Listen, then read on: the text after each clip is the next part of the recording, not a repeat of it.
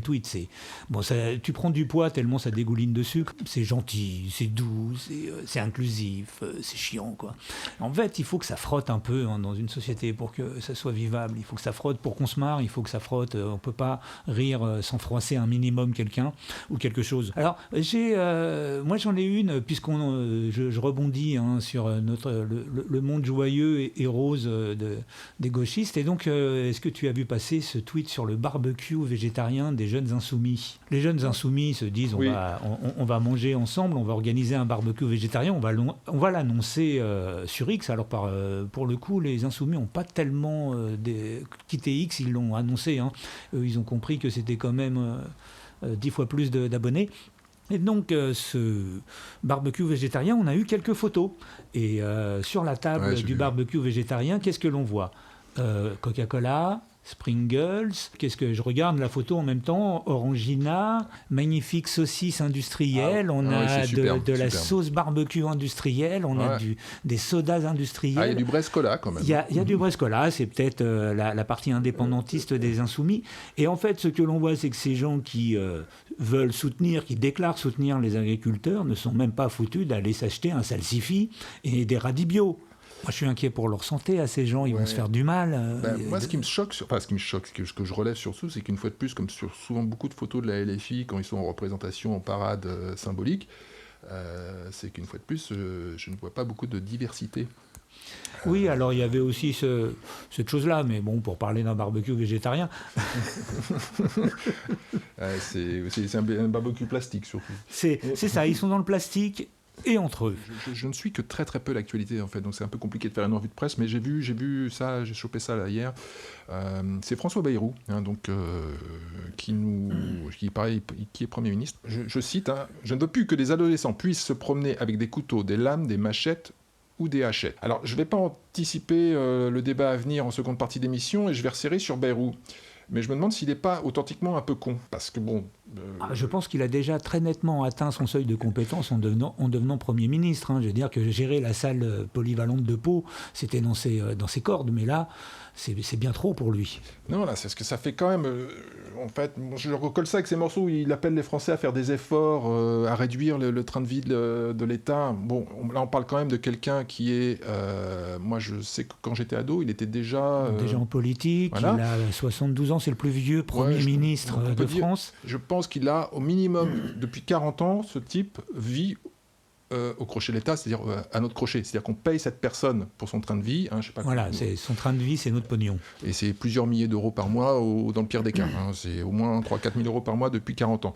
Avec des assistants, des chauffeurs, des petits pieds-à-terre un peu partout. Et donc cette personne-là nous fait des leçons de morale sur la réduction du train de vie de l'État, où nous sort une tentative de buzz sur il faut interdire les couteaux. Donc on se demande vraiment comment ça va être pratique. Bon, déjà, en plus, c'est pas...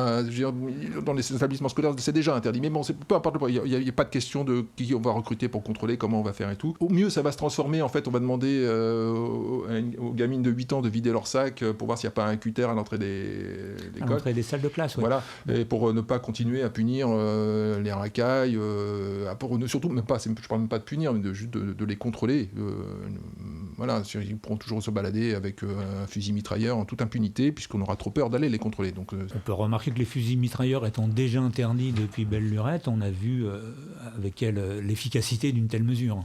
Alors, je vais te donner une nouvelle qui devrait te faire plaisir. Moi, en tous les cas, elle m'a fait plaisir, c'est que Édouard Philippe, Pandi Panda, va sortir là, dans quelques jours, le 4 juin, son livre. Oui. Et c'est Édouard Philippe, le prix de nos mensonges. Je ne sais pas combien il fait de pages. C'est chez Jean-Claude Lattès. J'ai vu qu'il faisait 14,99 le prix, donc c'est ça le prix du mensonge. Donc c'est 14,99, d'accord. On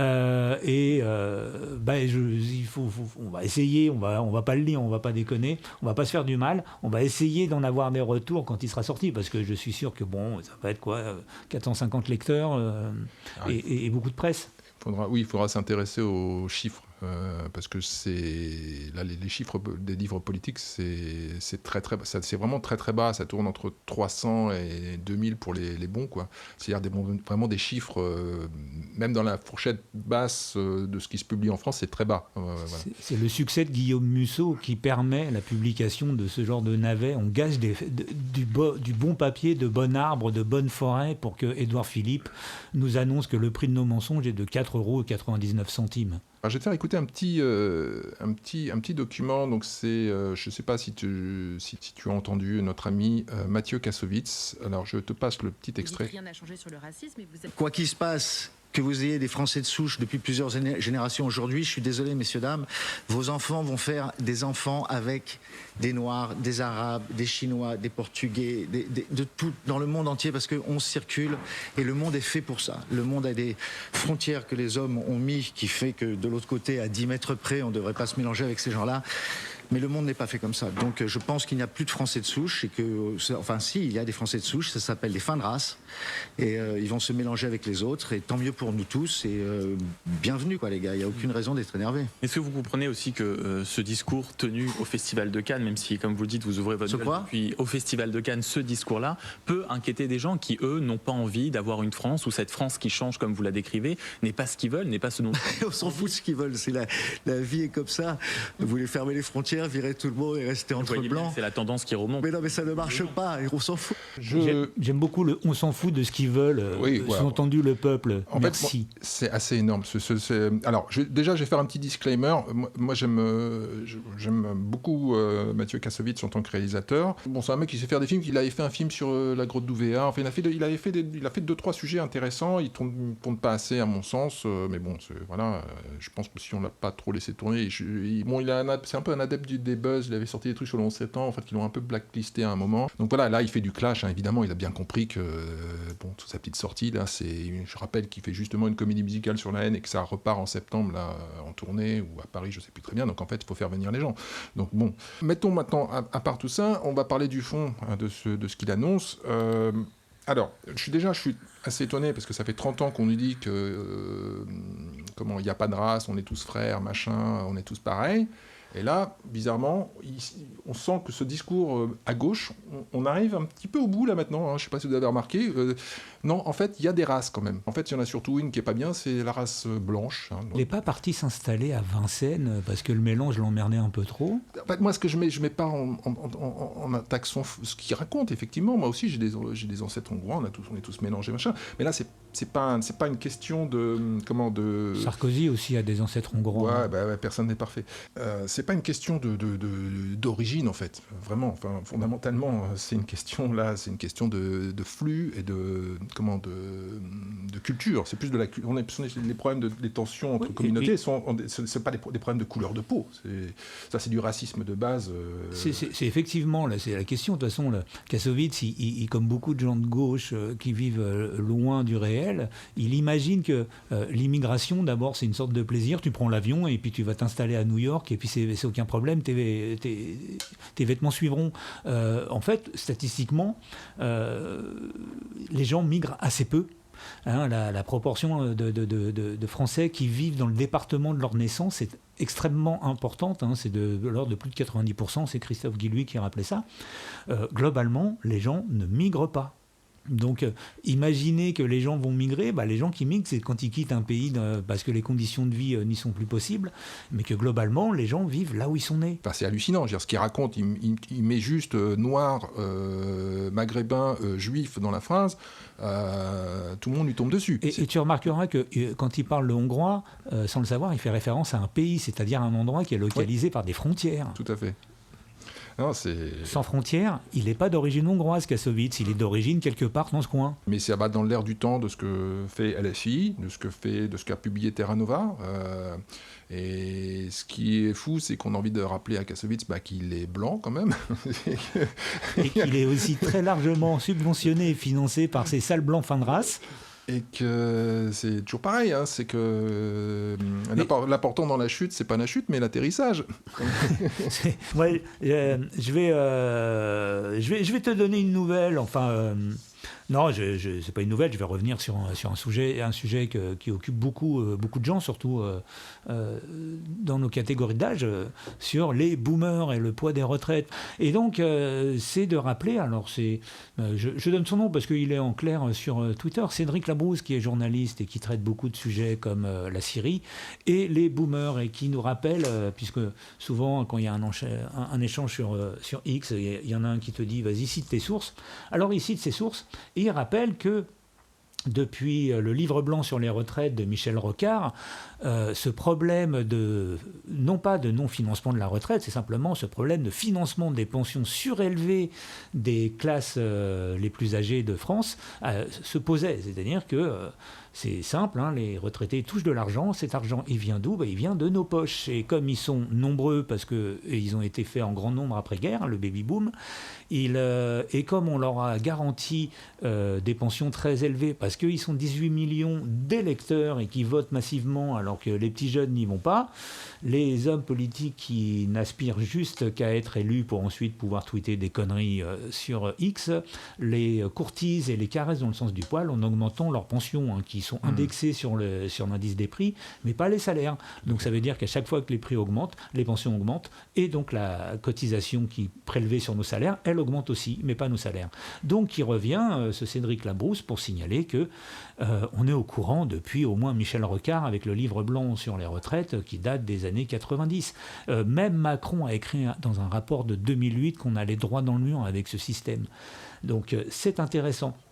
Mais je termine avec ça. Ce qui est intéressant, c'est qui a mis sur pied le système des retraites par répartition. On murmure que c'est souvent, on répète à l'envi que c'est le Comité national de la résistance révolution, le CNR après la guerre. En fait, non, ça a été fait par Pétain quelques années avant, et nous avions en France un système par capitalisation, et Pétain s'est servi dans les caisses, il a tout ponctionné et il a mis en place le système de répartition pour pouvoir piocher le pognon qui avait été mis de côté par les futurs retraités. Et en fait, vu l'ampleur du désastre, De Gaulle et les autres ont prorogé le système qui a été mis en place par Pétain. Donc le système de retraite par répartition, c'est une idée pétainiste. Ah ben c'est comme le Centre national de la cinématographie qui fait vivre tant d'artistes aujourd'hui. Et l'éducation nationale, dont le nom est pétainiste. Je vais finir ma petite intervention de revue de presse avec une petite citation de... Comment il s'appelle ? Je vais te lancer ça. C'est Gabriel Attal, donc allez, je vous le passe. Sur la justice, on a annoncé aussi politique de lutte contre la récidive via la réinsertion par le travail. C'est ça qui vous distingue de Gérard Darmanin. C'est ça qui vous distingue d'Édouard Philippe. Mais j'entends pas. D'abord, j'entends assez peu de partis politiques faire des propositions aujourd'hui. Et ensuite, quand vous me parlez de Bruno Retailleau, DLR, etc., je les entends pas parler de réinsertion par le travail. Alors, moi non plus. Mais alors, je vais donc... Là, on a l'ex-premier ministre, ex-ministre de l'Éducation nationale. Il est quoi maintenant ? Il est député, je pense. Il est député. Il a quoi, 30 ans ? Il n'a jamais travaillé ? Il a 32 ans, je crois. C'est là-dessus que je voulais en venir. Donc, il veut réinsérer les délinquants par le travail. Bon, déjà, il faut les arrêter et les punir. Bon, déjà deux choses, mais bon, on va penser réinsertion après. Mais bon, admettons, réinsertion par le travail, pourquoi pas ? Admettons. Mais j'ai fait mes petites recherches pour savoir quelles ont été les expériences professionnelles, hors politique, j'entends, de Gabriel Attal. J'ai galéré. Vraiment, j'ai galéré. J'ai trouvé très peu de choses. Mais j'ai trouvé. Il a dû faire un stage de seconde. Et toi, moi qui ai eu un parcours professionnel très chaotique, ça m'a rassuré. Parce que franchement, je me dis que je peux encore devenir Premier ministre, mais sans problème. Alors, c'est simple, j'ai trouvé 3 références. Donc, Gabriel Attal a été serveur dans la restauration durant ses années étudiantes. Il a été serveur dans 2 établissements parisiens, dont un que je connais qui s'appelle La Société Boulevard Saint-Germain, qui est un des trucs les plus prout-prout de Paris, en gros, où il n'était même pas serveur, il transportait des plats de la cuisine à la salle sans interaction directe avec les clients. Et ensuite, il a été serveur un bref moment au Ralph's, un autre restaurant parisien. Il était étudiant, donc il devait avoir 20 ans, et ça devait être des missions assez courtes. J'ai vraiment pas trop plus d'infos là-dessus sur la durée. Ça a été son stage ouvrier. Ouais, je pense que c'était son stage de collège ou un truc comme ça. Il a été chargé de mission culturelle de 2009 à 2010 à la Villa Médicis. à Rome. Donc ça sent l'Erasmus à plein zen. Et enfin, finalement, je n'ai trouvé qu'une activité professionnelle vraiment claire. Digne de ce nom. Qui a duré 4 mois. Il a été auto-entrepreneur pendant 4 mois. Donc ça veut dire qu'il a facturé une presta de conseiller indépendant. Donc ça, je pense que c'est une presta qu'il a dû facturer à un cabinet quelconque ou peut-être même à un homme politique. Voilà. Et j'ai trouvé également sur le site Regard Protestant qu'à 18 ans, il a fait une apparition en tant que figurant dans le film La Belle Personne de Christophe Honoré. Et c'est précisé dans l'article que ce rôle lui a permis de gagner un petit cachet avec lequel il s'est acheté un scooter. Alors j'ai demandé à un pote figurant combien il était payé par film, parce que j'ai un pote qui est comédien. Alors il m'a dit qu'en gros c'est entre 60 et 120 euros vraiment pour les grosses prods quand tu bosses 20 heures d'affilée. Ça fait un petit scooter. Ça fait un sacré scooter. Enfin, c'est un scooter Playmobil. C'est ça. Voilà, ça semble scooter volé quand même.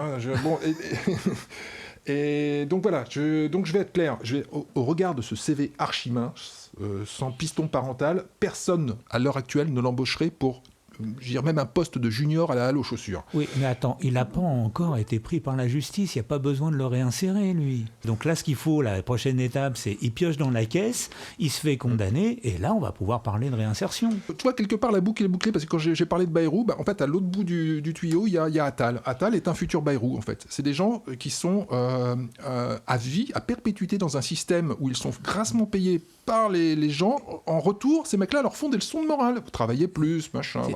Tu vois bien que l'ascenseur social, c'est surtout, ils ont les clés, quoi. Oui, c'est du renvoi d'ascenseur dans tous les sens.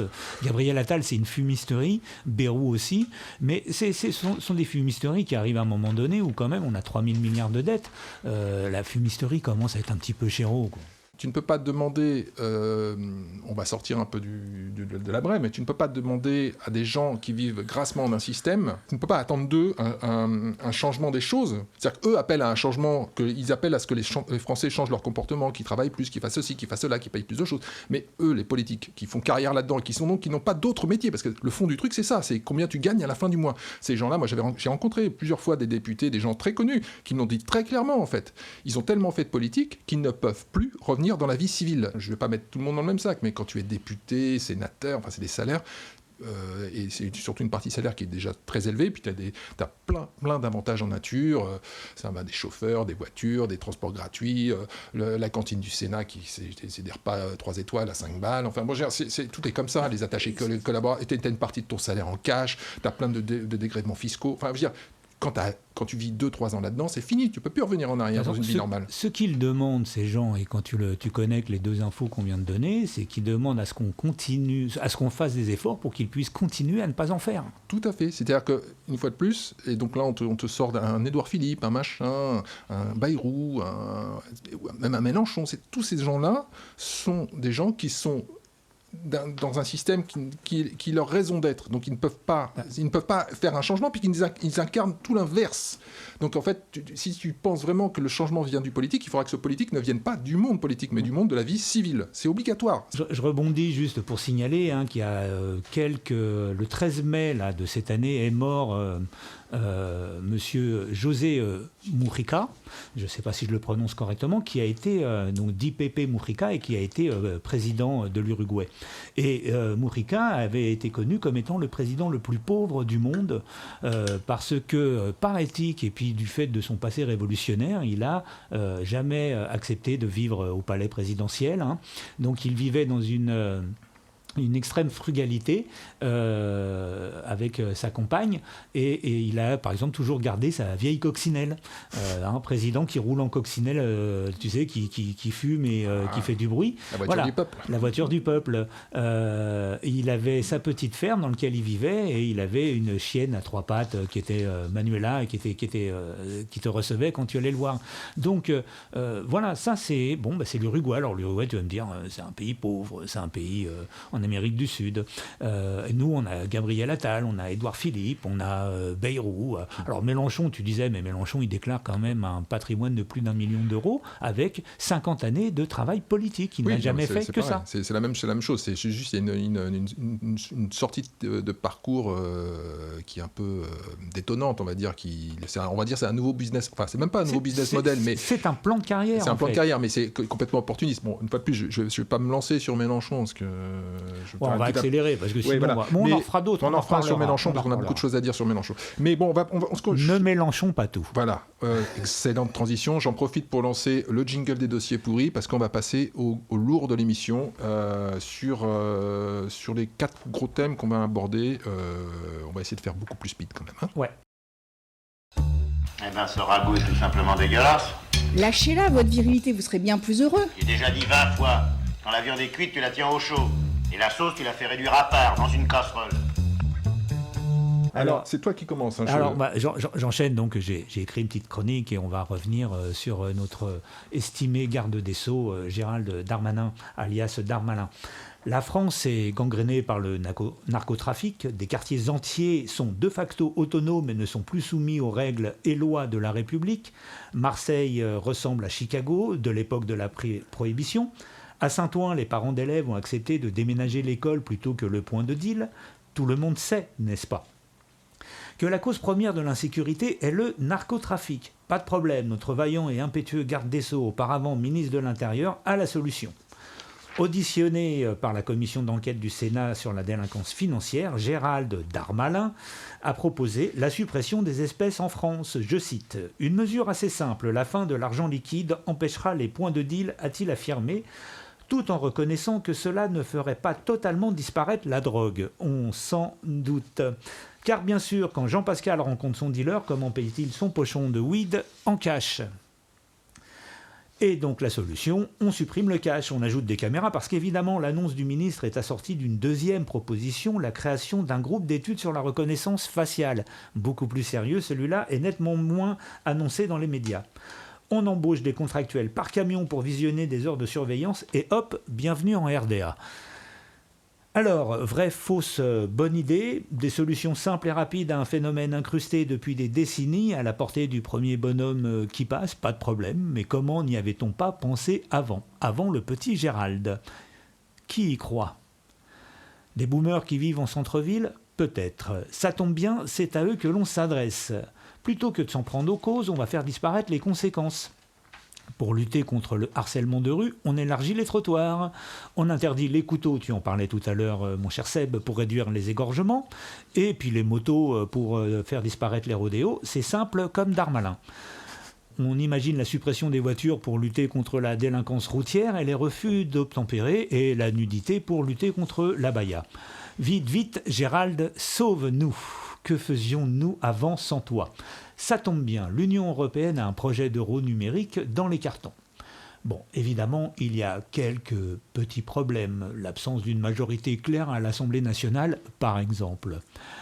Quelques jours après sa sortie, Darmalin agite ses petits mollets musclés et rétropédale. Il admet que c'est impossible à mettre en œuvre et que ça tombe bien, on ne le fera pas. Donc rassurez-vous, c'est pas la peine d'aller retirer toutes vos économies au distributeur automatique de billets, il en reste. Qu'importe, l'essentiel est d'exister dans les médias, notre personnel politique n'est bon qu'à ça, parler et blablater, un peu comme le cher Gabi. Que l'on comprenne bien, la France est une province de l'UE et le président en est le gouverneur. Mais sans souveraineté territoriale et monétaire, nous ne sommes plus un pays. À 2 ans de l'élection présidentielle, à quelques mois d'une possible dissolution et d'un nouveau remaniement, on peut s'attendre à une explosion de propositions à la con. Pour ça, on peut compter sur les guignols qui nous gouvernent. Voilà, Seb. C'est beau ce que tu écris. Vraiment, c'est construit et c'est... Tu devrais publier, je trouve. Je vais essayer, je vais me rapprocher d'un éditeur. Celui qui a publié Édouard Philippe, tiens, Jean-Claude Lattès. 14,99 le prix de la vérité. Je vais un peu rebondir quand même sur ce que tu dis sur la fin de l'argent liquide, parce que c'est un peu ça, tu as parlé beaucoup de thèmes, mais en fait c'est un peu ça qui a motivé ta chronique, l'annonce de la fin de l'argent liquide. Et j'entends beaucoup de discours sur ils veulent nous fliquer, machin, tout. Bon, je vais... Il se trouve que moi, j'étais de cet avis-là. C'est ce que je crains, et je le crains toujours. Hein. C'est clair que j'ai absolument aucune confiance ni dans les institutions, ni dans les banques, ni quoi que ce soit. Mais je pense que la fin du cash n'est pas pour demain.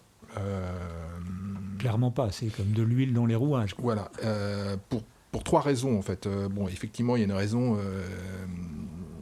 déjà, on va dire technique, technologique. Hein. On sent de plus en plus que maintenant c'est plus, on va avoir des clashs énergétiques, des coupures géantes de courant, ça c'est sûr, il y en aura d'autres. Il y en aura d'autres. Hein. Pour les raisons sur lesquelles on ne reviendra pas ici, mais à force d'avoir privilégié le tout éolien. Je rappelle au passage l'esprit visionnaire qu'était Paul Virilio quand il avait déjà théorisé il y a une vingtaine d'années le big crash, le jour où tous les ordinateurs tombent en rade. Effectivement, si tu commences à tout baser ton système marchand sur que du numérique, tu te mets vraiment dans une situation de faiblesse. Donc tu es obligé d'avoir de la monnaie d'échange, vraiment. Revenir à ce qu'est la base de la monnaie, c'est-à-dire un échange, un lien physique entre les gens. Après ça, comme tu dis, supprimer l'argent liquide, ça ne supprimera aucunement la délinquance ni le deal. Hein. Je veux dire, il y a des cryptos. D'autant que là, on parle du pochon de weed voilà. en bas de la tour, c'est pas là que ça se situe. Et bien justement, ça vient à mon deuxième état. C'est-à-dire qu'il y a trop de... Si tu veux, le cash, c'est surtout... On fait croire que c'est du trafic chez les pauvres. Le cash, c'est surtout du trafic chez les riches. On se souvient de cette eurodéputée qui s'était fait prendre avec des mallettes de cash chez elle et qui est toujours eurodéputée. Voilà. Donc moi je veux bien, mais je doute que même les électeurs moi quand il a sorti ça, je me dis mais il est con quoi, il perd son électorat en fait, parce que le cash il est beaucoup plus dealé chez les gens qui ont des moyens d'avoir du cash en fait. Sur la petite mémé qui va au marché plus que. Donc bon voilà et après ça moi j'en ai discuté avec il se trouve que j'ai rencontré dans mes moultes pérégrinations avec des gens très intéressants, j'ai rencontré quelqu'un qui était spécialisé dans les crypto-monnaies, dans l'argent et l'euro numérique surtout, c'était son truc. Moi, j'ai toujours pas très bien compris cette histoire, mais en fait, je lui ai un peu dit naïvement, on va vers la société, la fin du cash et tout, il me fait non, pas du tout. Mais il m'a pas sorti de raison technologique ou quoi que ce soit. Il m'a dit non parce qu'en fait l'argent c'est un peu le dernier même si on est passé à l'euro et qu'on n'a plus de représentation nationale par rapport à ça, mais c'est un peu le dernier signe, le dernier marqueur de la puissance de la souveraineté, enfin pas de la souveraineté, mais d'un pouvoir en fait. C'est-à-dire que si tu peux plus sortir ta liasse de billets pour payer ta chocolatine et que tu sors un téléphone portable comme n'importe quel gueux. Voilà, c'est-à-dire que exactement. C'est ça. Quand tu échanges de l'argent avec ton iPhone, en fait, ça devient quelque chose de technique et la notion d'État ou même d'Union européenne disparaît en fait. Donc les politiques n'ont clairement pas intérêt à aller là-dedans en fait, parce que c'est vraiment, ils vont signer. Déjà, ils ont perdu beaucoup de pouvoir avec l'Europe, mais alors là, s'ils enlèvent la monnaie physique. Ils ne servent, ils sont encore plus fragiles en fait. Ils n'ont même plus ce pouvoir symbolique là. Cette représentation, parce que c'est vraiment une représentation. Tu sais, tu as une liasse de billets de 500 entre les mains, ça te provoque toujours un effet. Tu n'auras jamais cet effet-là avec la même somme sur un truc virtuel. Tu vois. La dernière fois que j'ai eu une liasse de 500 entre les mains, c'était au Monopoly. Hein. Au-delà de ça, on ne peut que vous conseiller, parce que tout ça, c'est bien gentil, mais bon, il y a quand même des menaces. Alors, plus, j'ai envie de dire, dans l'esprit de, je dirais pas fin du cash, mais en tout cas de limitation financière, ça c'est très clairement. En tous les cas, je crois que c'est plus l'installation des caméras avec contrôle facial qui est dans les cartons que la suppression du cash. Hein. Alors, nous sommes en 2025, ça ne t'a pas échappé. Et donc en 2025, on fête un anniversaire, un bel anniversaire, dont je suis fier, c'est les 20 ans de la fin de la démocratie française. Tout à fait. Alors, c'est quand même donc la révolution conservatrice, libérale, quel qu'en soit le nom, a bien eu lieu. Elle a eu lieu il y a 20 ans. Et c'est une révolution qui a été extrêmement douce puisque personne n'est mort. Et qu'est-ce qui s'est passé il y a 20 ans en 2005, ça a été le référendum volé. Alors, je vais vous parler de cette personne qui nous a quittés le 15 décembre 2020. Elle avait à l'âge de 44 ans et qui nous laisse une pensée critique solide et étayée de la construction européenne dont elle était une farouche opposante. Je parle bien sûr de Coralie Delhomme. Je l'ai découverte à l'occasion de la sortie de son premier livre, Europe, les États désunis, Paris-Michalon. C'était en 2015 et j'écoutais encore France Culture. Son calme et la connaissance de ses dossiers, l'Europe, sa construction, ses textes, surtout ses doutes et son souverainisme tranquille. Je lui ai alors écrit, elle a répondu, et de notre court échange, il est ressorti une date, le référendum volé de 2005, il y a 20 ans. Cela a été le point de départ de son travail intellectuel et de son envie de s'engager contre l'Europe, contre la privatisation des aéroports de Paris et aux côtés des Gilets jaunes. Vous vous en souvenez, le dernier référendum de la Ve République. On ne s'y est plus essayé depuis, faut dire qu'il y a des risques. La bonne réponse à la question était oui, et le non l'ayant emporté. Que se passe-t-il dans une démocratie quand le peuple donne son avis que celui-ci ne correspond pas à ce que l'on attend ? On obéit ? Bah non, on l'ignore, on l'enfume, on l'entube. En 2008, le traité est ratifié par le Parlement entre personnes responsables et non par des gueux qui ne savent rien à rien, par des Bayrou, par des Gabriel Attal, par des Mélenchon, par des professionnels de la démocratie. Coralie Delhomme était de ceux qui pensent que ce jour-là, la démocratie française est morte. Je suis en désaccord avec elle, je ne suis pas sûr qu'elle n'ait jamais existé. Qu'importe ces détails, je votais encore à cette époque, j'y croyais mollement, mais je jouais le jeu. Je me souviens de la campagne pour le non. Chevènement et Seguin dans le même bateau, des réunions dans les salles polyvalentes, les écoles communales, un texte illisible et que pourtant on lisait. Les gens étaient informés, ils s'étaient renseignés, ils voyaient bien les problèmes que posait l'intégration de la France dans une Europe plus fédérale encore. Le souverainisme n'était pas un gros mot, il était la valeur que portaient les Français qui savent que la mondialisation heureuse est une fumisterie et que la nation, le pays, est une défense et une protection. Que s'est-il passé depuis 20 ans ? Le pays est disloqué, dissous, les élites ont fait sécession. Comment se fait-il, se demandait Christopher Lasch dans Le seul et vrai paradis, que des gens sérieux continuent à croire au progrès, alors que les évidences les plus massives auraient dû, une fois pour toutes, les conduire à abandonner cette idée. Voilà, c'était il y a 20 ans et Coralie Delhomme nous a quittés. La démocratie est morte et je suis triste. Bel hommage de Louis-Marie à Coralie Delhomme, que j'ai connue sur Twitter. Moi, je l'ai pas. Je devais la rencontrer une fois. Et puis, on avait un meeting avec Montebourg à l'époque, et elle avait décommandé. Et j'avais discuté avec elle sur Twitter. Et on était vraiment dans le même courant de pensée. Et elle entretenait sur les réseaux une capacité à débattre et à discuter. Ouais. Ça la rendait extrêmement agréable. Tout à fait. Et bon, moi, ça m'a vraiment attristé. Alors, c'est rigolo. Enfin, c'est rigolo. Moi, j'en ai jamais parlé, mais dans mon dernier livre, en fait, je lui ai rendu hommage sans la citer, parce que il y a 2 personnages féminins dans mon livre. Il y en a un qui s'appelle Coralie et l'autre Laura. Et en fait, ce sont ces 2 noms. Ce sont ces 2 noms. Parce que Laura était son vrai prénom et Coralie son pseudo. Et voilà, c'est ma façon de lui rendre hommage. Parce que c'est vrai que c'était une personne qui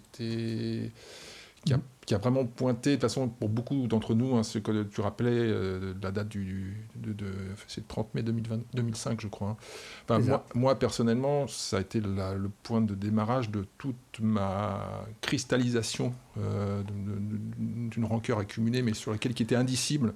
Et vraiment, ce résultat du référendum et ce qui en a été fait après, ça m'a vraiment, c'est ce qui m'a lancé, enfin, ce qui m'a vraiment poussé en politique. On ne mesure pas, et je crois que les hommes politiques, tellement dans l'urgence de conserver le pouvoir qu'ils ont, n'ont pas mesuré la déflagration qu'a été la négation d'un vote en France.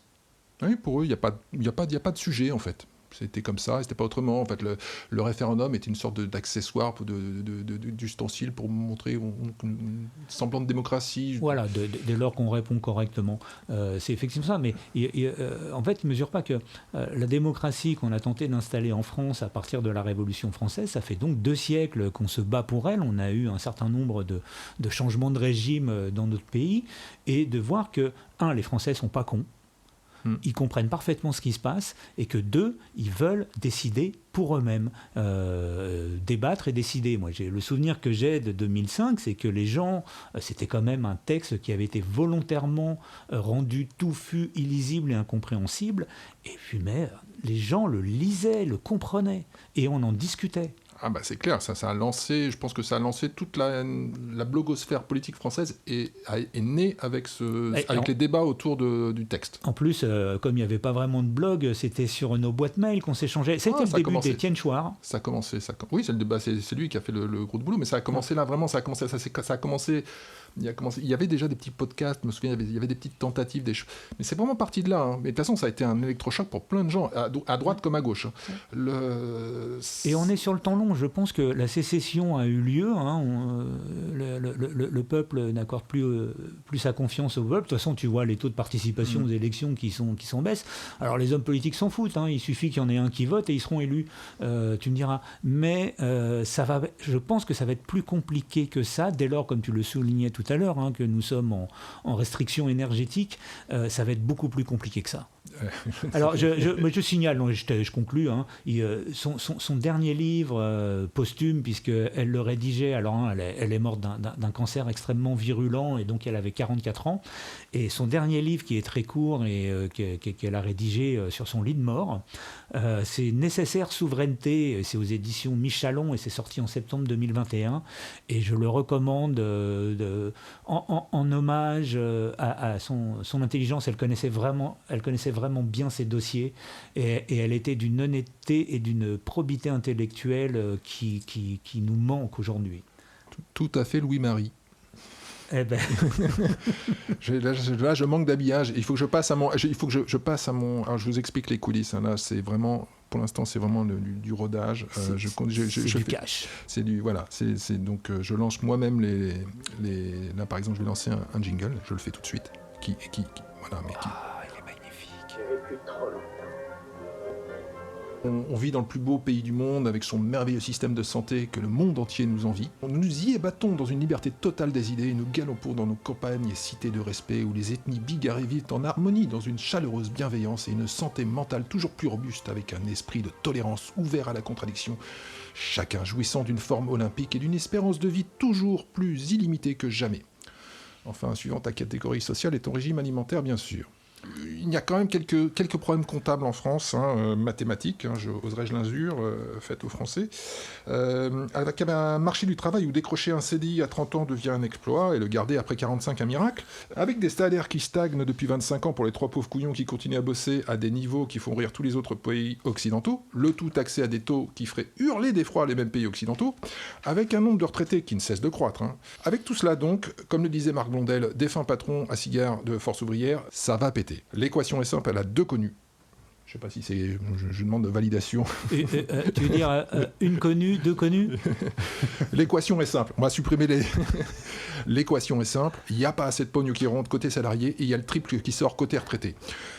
Comme en parallèle, les frais de fonctionnement de l'État ne sont pas réduits, que tout ce beau monde s'enfonce inexorablement sous les yeux de tous dans une dette nationale abyssale de milliers de milliards, l'issue est inévitable. Ce sera la mise sous tutelle de l'économie du pays par le FMI. Comme je le rétorquais récemment sur X à une internaute qui me demandait si cela était une possibilité, je lui répondais, ce n'est plus une question de possibilité, mais de calendrier.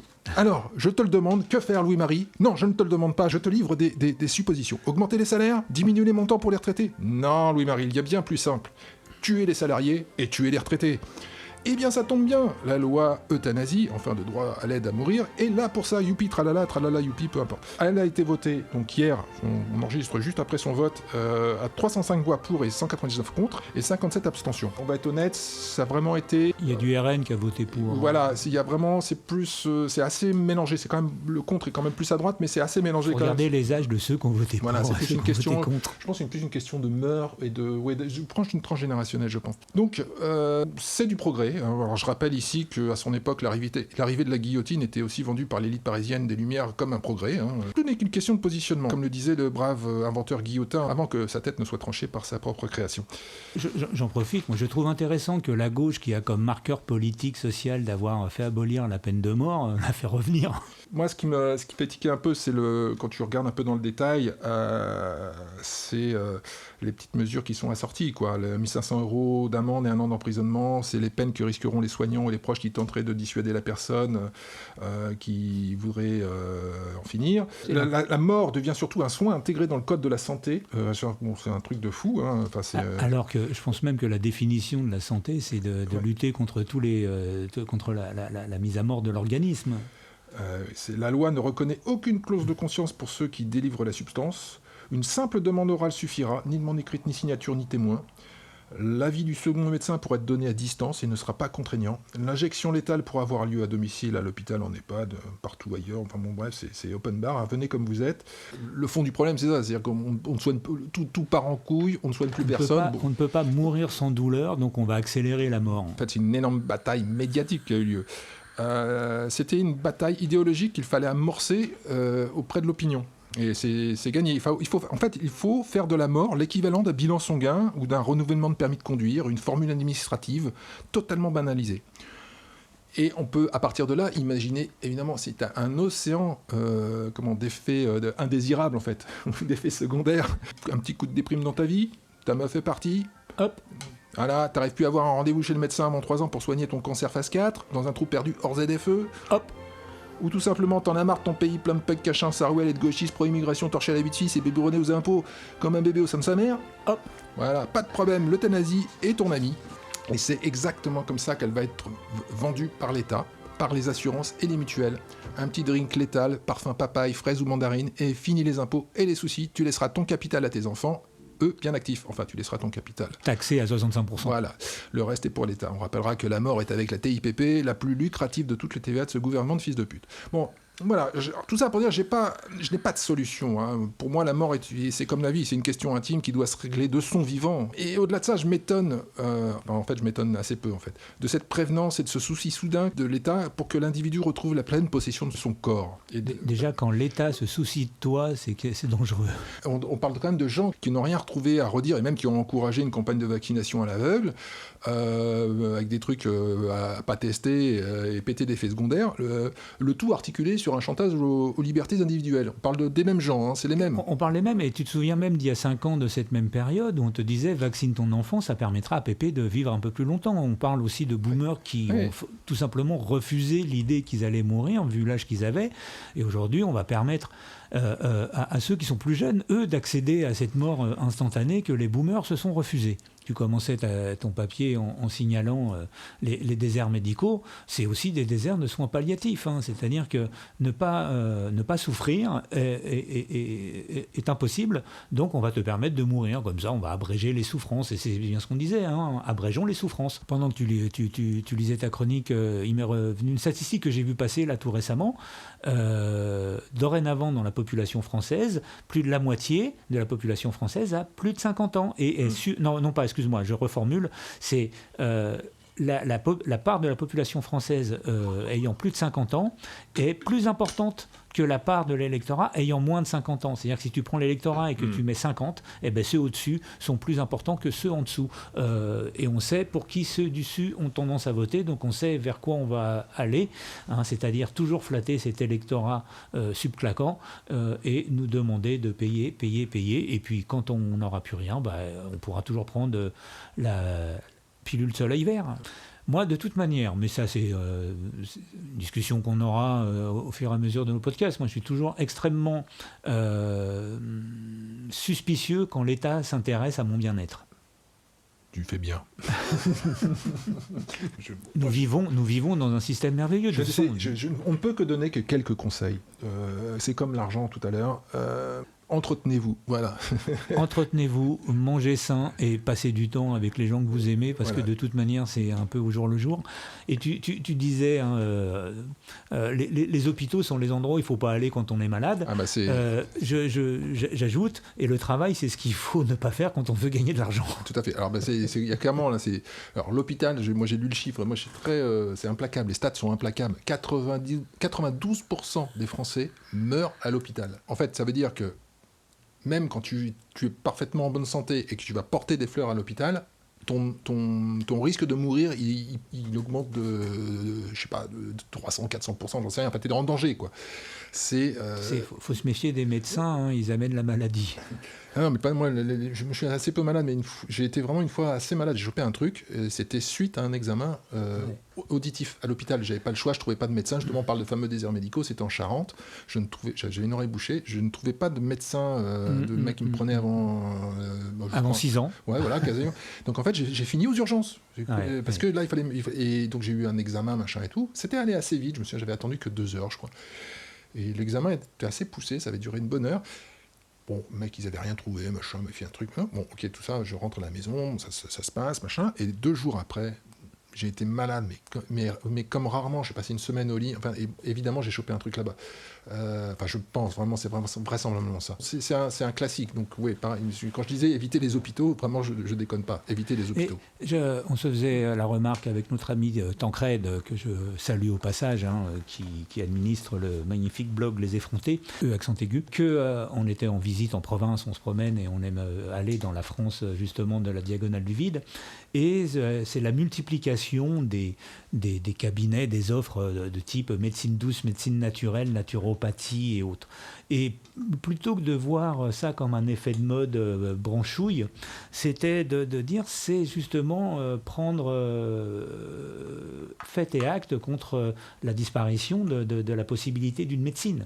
On se soigne autrement parce qu'on ne peut plus se soigner. On va dire c'est le plan B parce qu'il n'y a plus de plan A. Tout à fait.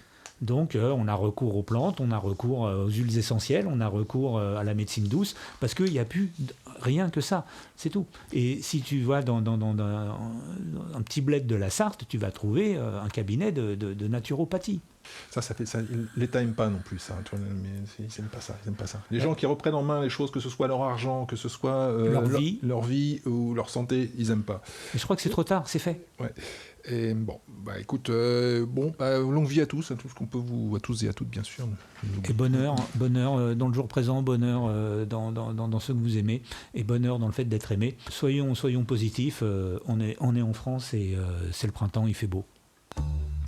J'ai peur que nos discussions provinciales vous embêtent un peu. Tu veux dire qu'il s'est copieusement emmerdé? Ah non, pas du tout. Au contraire, ce récital de lieux communs éculés m'a tout à fait intéressé. Eh bien, on va bientôt conclure cette émission, mais on va se livrer un petit exercice un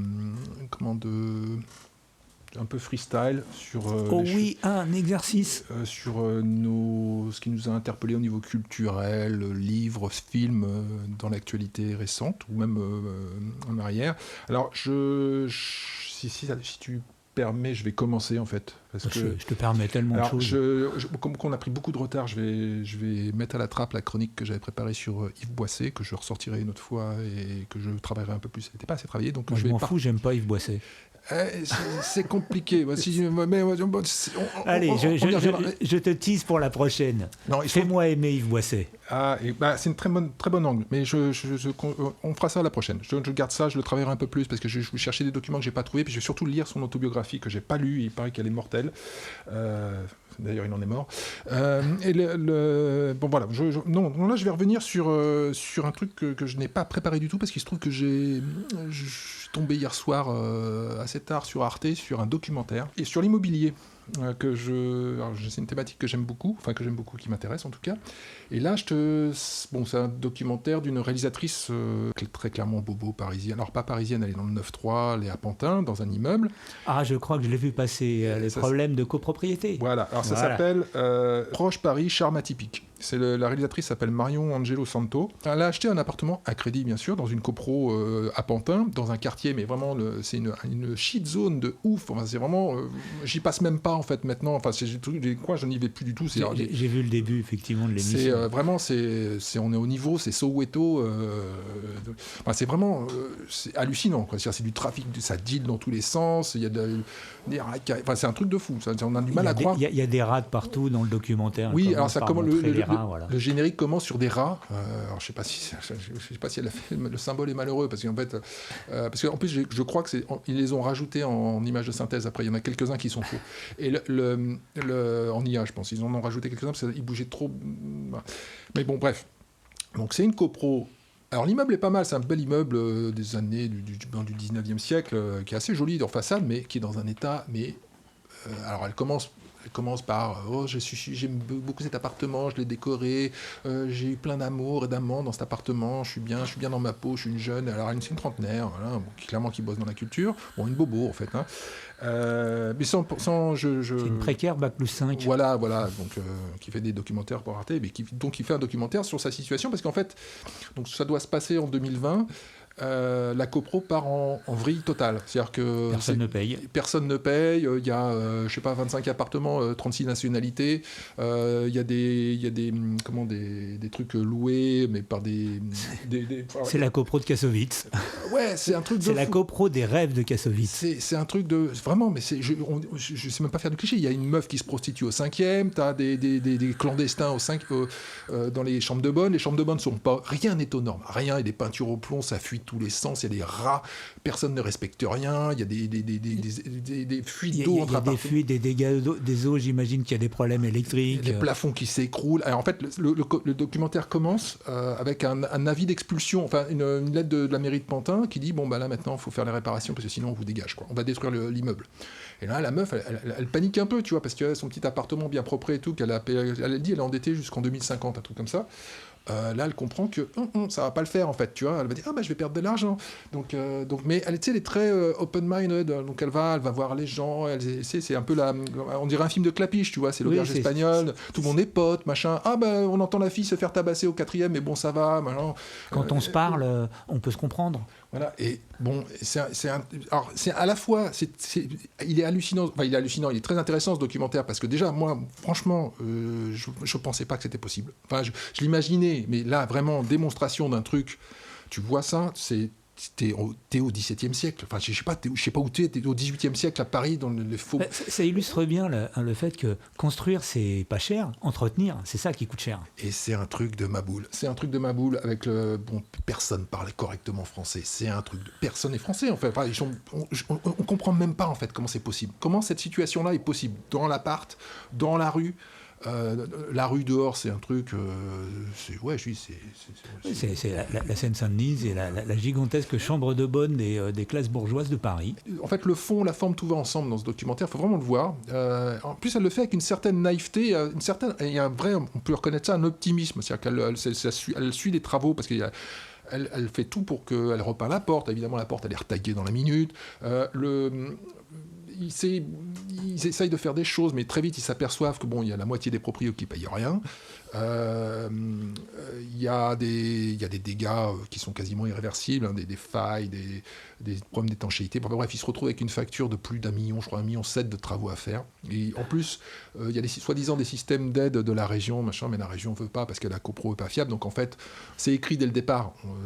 Cet immeuble va être détruit en fait.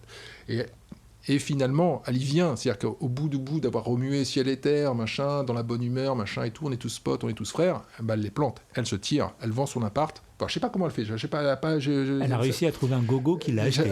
Là, j'ai pas l'explication comptable de comment elle a fait, mais en tout cas, à la fin, elle fait ses cartons et elle se barre. Parce que normalement, quand tu achètes un appart, tu as le droit d'aller consulter ce genre de documents, et même si tu les as pas, tu peux faire annuler la vente. Mais c'est intéressant la conclusion. Donc elle se barre. Elle se barre à la fin. C'est ça qui arrive. Et elle a cette phrase, mais qui est...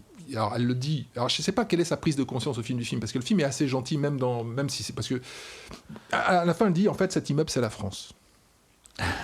Elle dit ça, c'est la dernière phrase du film. Oui, c'est d'une profonde naïveté. Effectivement, non, la France n'est pas dans cet immeuble, mais le fait qu'elle se barre et qu'elle fuit le problème. et elle revend, elle en profite pour revendre, donc elle arnaque quelqu'un. Honnêtement, je sais pas. Mais je pense qu'elle a... de toute façon, les gens qui habitent là, c'est des gens qui ont plus de latence, ils peuvent rien faire. Je veux dire, là, t'as une des coproprios qui vit, je suis sûr, elle a un trou dans son plafond avec de l'eau qui coule en permanence depuis 3 ans. Oui, donc tout est foutu. Effectivement, si la mairie a annoncé qu'elle allait détruire, c'est parce qu'il n'y a plus que ça à faire. Il n'y a plus que ça à faire. Je pense que je ne sais pas aller vérifier, parce qu'elle donne l'adresse dans le truc, mais je pense que le bâtiment n'existe plus. Ça mériterait d'investiguer un peu sur le net. C'est assez tout chaud. On va se garder ça dans un coin de la tête pour organiser un suivi. Au-delà de ça, le documentaire est très intéressant. Ça s'appelle Appartement proche Paris atypique. Et c'est en ce moment VOD sur Arte, je pense pour un petit moment. Là, en tout cas, c'est passé hier, donc ça doit être pour une semaine ou deux, j'imagine. Et c'est 52 minutes et ça se regarde assez facilement. C'est plutôt bien monté. Voilà. Bon, je vais juste, peut-être on va conclure, et j'avais prévu de vous parler, mais très rapidement, on est un peu en freestyle, c'est un roman qui a été publié en 1997, en 1997, et qui a rencontré un franc succès, qui a ensuite été réédité en 1999 en poche, et puis grand succès encore, et qui pendant quelques temps était plus trouvable, il était épuisé. Et là, il a été réédité par Babel en 2022. Donc, vous pouvez le trouver. Alors, moi, c'est un roman Alors, attends, j'arrive. Laisse-moi faire monter la sauce. Quand je dois offrir un livre, c'est celui que je prends parce que c'est un des rares romans que je suis capable de relire sans jamais m'ennuyer. Et c'est Eureka Street de Robert McLiam Wilson. Alors, Eureka Street, je vais le dire avec l'accent. C'est à San Francisco, non ? Alors, pas du tout. Ça, c'est pas du tout à San Francisco. Et justement, ça se passe dans une ville qui est pas loin d'ici, qui est à l'étranger et qu'on connaît à la fois beaucoup et très peu, très mal. J'ai eu l'occasion de m'y rendre. C'est à Belfast que ça se passe. Alors à Belfast, c'est la plus grande ville d'Irlande du Nord. Je ne dis pas la capitale, puisque la capitale d'Irlande du Nord, c'est Londres. Donc Belfast, la plus grande ville d'Irlande du Nord, où se trouve un mur comme celui qui à Berlin est tombé en 89. Il s'en trouve un à Belfast et lui il n'est pas tombé. Où catholiques et protestants, donc catholiques irlandais et descendants écossais protestants se regardent aujourd'hui, se regardent de manière plutôt apaisée, mais on se souvient qu'en dans les années 70, ils se regardaient à coups de Kalachnikov. Et donc les murs des maisons sont décorés de murals, ces fresques extrêmement guerrières qui commémorent les morts des héros de chacun des camps. Et donc, Robert McLiam Wilson pose l'action dans Belfast, et en fait, le personnage principal de son roman, c'est Belfast. Et donc, il a un groupe d'amis, un groupe de personnages dont certains sont catholiques, certains sont protestants, et on les voit évoluer. Et son incipit, et la première phrase de son roman est magnifique, parce qu'elle dit tout ce que est ce livre, c'est toutes les histoires sont des histoires d'amour. En fait, c'est un livre qui tourne autour de cette question que nous, hommes, rencontrons tout le temps, femmes aussi certainement, mais j'en parlerai pas. Et donc, Belfast, Robert McLiam Wilson, alors ce livre a ceci d'à la fois magnifique et triste. Il a eu l'effet Truman Capote avec de sang-froid, c'est-à-dire qu'il n'a plus jamais rien écrit derrière. Il a obtenu un tel succès. C'est un roman qui est tellement bien écrit, qui est tellement chouette à lire, que ça a flingué l'auteur qui aujourd'hui, à 61 ans, n'a toujours pas publié la suite. Voilà, donc je vous le recommande. Ça permettra à l'auteur d'encore moins publier la suite. Ah oui, mais oui, mais ça, qu'est-ce que tu veux ? Je connais bien le problème. T'as rencontré trop de succès avec tous tes romans et j'ai toujours pas la suite. Non, on y travaille. Et bon, écoute, je note, Eureka Street, je note, et je vais me remettre à lire prochainement. Voilà. J'ai déjà la bio d'Yves Boisset, ça fait 800 pages, il faut que je le casse. Et puis voilà, puis on a des choses à faire, du suivi à organiser, des chroniques à suivre. C'était notre première. Tout à fait. Alors, rappelle le nom. Ça s'appelle C'est jamais trop pas assez. C'est jamais trop pas assez. Et c'était Louis-Marie. Et c'est Musset. Voilà, on reviendra très prochainement. On vous dira tout sur les réseaux. Vous pouvez nous suivre sur Twitter, sur X, donc Seb Musset. Et Louis-Marie. Louis-Marie, voilà. très très simple. Et on vous dit à très vite, je pense d'ici une semaine, on va essayer de se caler un jour. On va s'écrire nos chroniques. Et puis en attendant, on vous souhaite du bonheur, de la gaieté, de la légèreté, et portez-vous bien. Allez, à plus tard.